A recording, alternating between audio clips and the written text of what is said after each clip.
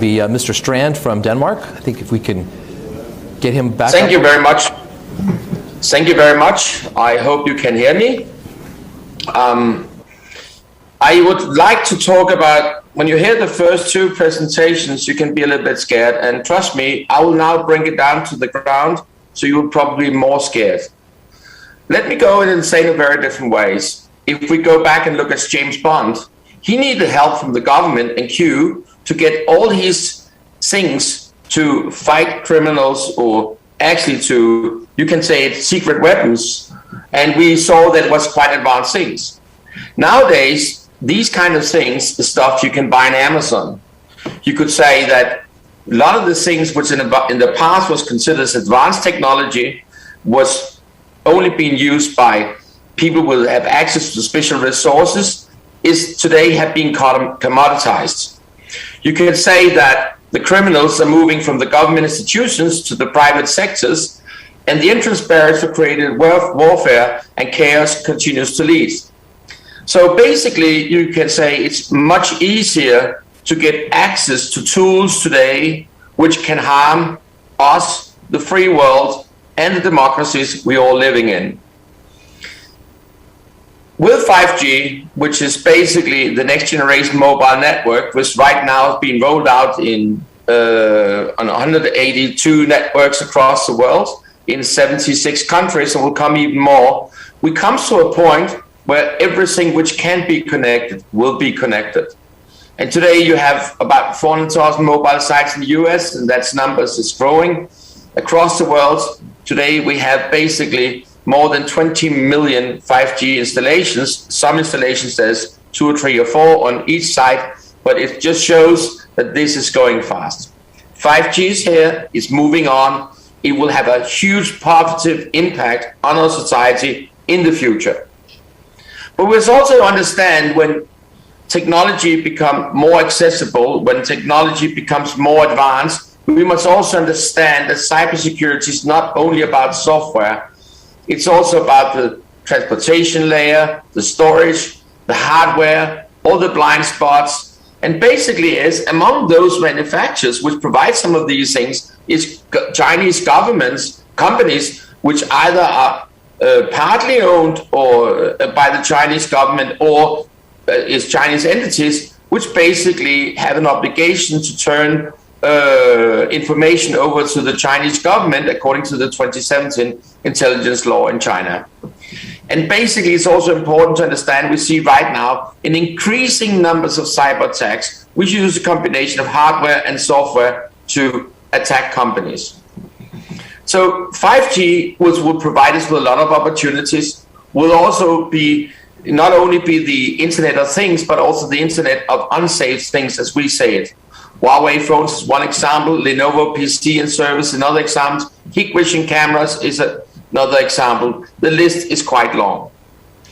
We also see that the numbers of hacker attacks on the telecommunication industry and other companies is just increasing. We know that the Chinese government have roughly about 100,000 government hackers, which basically attacking companies, governments, government institutions every day. And they're attacking US institutions. All countries basically get attacked on a regular basis. A part of these attacks, we see the ransomware. And right now, ransomware is getting a lot of attention. We have seen Hydro in Norway a couple of years ago. We saw Maersk, the shipping company, which basically was taken down for almost 2 weeks. That's the largest shipping company in the world. They're basically those who deliver all the containers to the US. And basically for days, they didn't know where the different ships was and where the different containers was. We also see that how you saw the Colonial Pipeline on the west coast of the US taken down, and there's a quite interesting hearing taking place in Congress where basically the CEO explained what's going on there. And trust me, this is bad. One of the key problem is that the facts, what's going on in these attacks is not getting into the public. We don't know how much these companies are paying in ransomware. because basically they have a cyber insurance which pays it, and basically everyone agrees about it's better not to put the numbers into the public. But I think we should have more transparency regarding these things so that we basically knew what's going on and people could be more aware in the future. We see other places where governments want to rip and replace Huawei equipment. I totally support that 100%. But some claims that Open RAN is a way to replace it, and honestly, my opinion is not. China Mobile is one of the largest contributors to that. There's actually several members of the Open RAN Alliance, which basically is on the entity list in the US. The German government, the BSI, have just published a report just looking at these things. I can really recommend to read that report. What's interesting here is that the future mobile network, where we were used to network with something we was communicating with each other, it's important to understand that in the future, the networks, the 5G network, will build together with the cloud.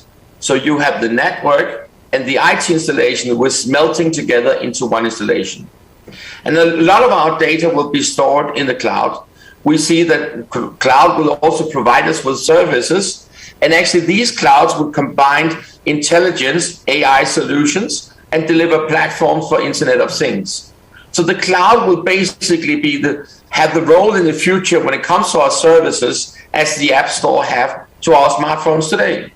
I think everyone which have a smartphone knows what an App Store is. Go into Google's App Store or Apple's App Store, download apps and get these services. In the future, a lot of these services will be placed or integrated in the cloud, where the cloud will not only store data, but it will also deliver intelligence to the application, to the services. So the AI solution will be in the cloud and handle the data, analyze the data, and decide what to do.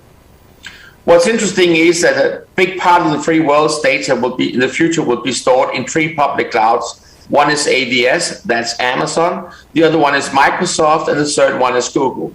You have the market share on the right side, and then you will say, who is the other one? That is mainly some smaller private companies, but a lot of them is actually Chinese companies, which is also providing for cloud service, mainly in China. But some of these Chinese cloud companies is actually trying to get into Europe and other countries around the world. FCC is looking into these things, and FCC have the advantage that you probably see on your mobile phone. A lot of the electronics you have, it says like a stamp approved by FCC. But basically, they actually should give authorization to different kind of equipment. And basically, it looks like they will put restrictions on Huawei, Hikvision, Hydra, Value, and ZTE.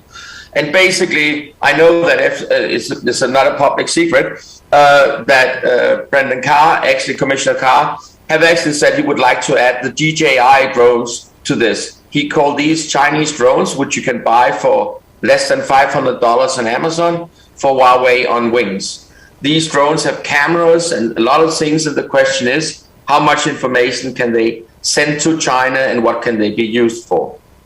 I think it's very important to say that moving forward, we must distinguish between trade policy and security policy. We can do a lot of business with China today and in the future. I have no problem with that. But there's no reason to build a telecommunication infrastructure or IT infrastructure on Chinese equipment. We must also understand that sometimes the private companies, of course, should participate in the debate, but some of the private companies have more profit on this quarter's, more focus on this quarter's profit than national security. These companies have a right to have an opinion, but we also have to look at things from an objective perspective. And I think it's important not to compromise on security. I think it's important to look at what is critical infrastructure. It's not only pipelines, it's electricity grid, it's a telecommunication, it's train infrastructure. We have a lot of infrastructure in our country or countries across the world, which basically where these things is important. And actually, I think it's trustworthiness is a precondition. No security without trust. And it's important to understand that everything in the future can be connected and will be connected. So this will also change the way we look at things. 5G will change our world. but it's important to understand that the way we will use 5G is basically to integrate IT with telecommunication, everything in the cloud, and basically it will give us some new opportunity which will create welfare to our society, but will also create some security challenges. More suppliers does not always mean more security, very often means more complexity. And actually it's important to understand that we have to focus on this, not only on regional level, but basically on global level. And actually we have to develop a culture to understand these things, and we have to bring the message out. It's very important to improve, to improve cybersecurity, and actually find a way to bring the message out to people. This is not only about protecting infrastructure, the government institution, big, large private companies, but it's also about small, medium enterprise companies, which easily can be hacked or be run into a bad situation, which could have huge impact on these companies or the services they provide to their clients. I think it's very interesting to see what's happening right now across the world. These ransomware attacks, for me, basically is really an eye-opener. When some of the largest companies in the world basically can be taken down by some hackers, which basically says, we take your infrastructure down, please pay us a fee, and we will leave you will get your company back. That is really scary. We talk about companies which have huge IT departments, companies who spend millions or hundreds of millions of dollars on cybersecurity. Vestas, the largest manufacturer of windmill, was taken down a week ago.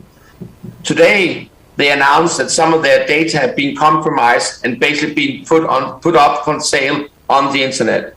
We know that some of Vestas' biggest competitors is Chinese windmill manufacturers. We don't know where the hacker's from. We don't know what's happening with their data. We don't know which data is. We need more transparency. We need to talk more about what's going on.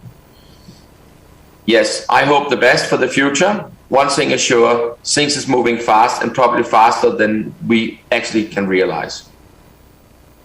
Thank you. Yeah.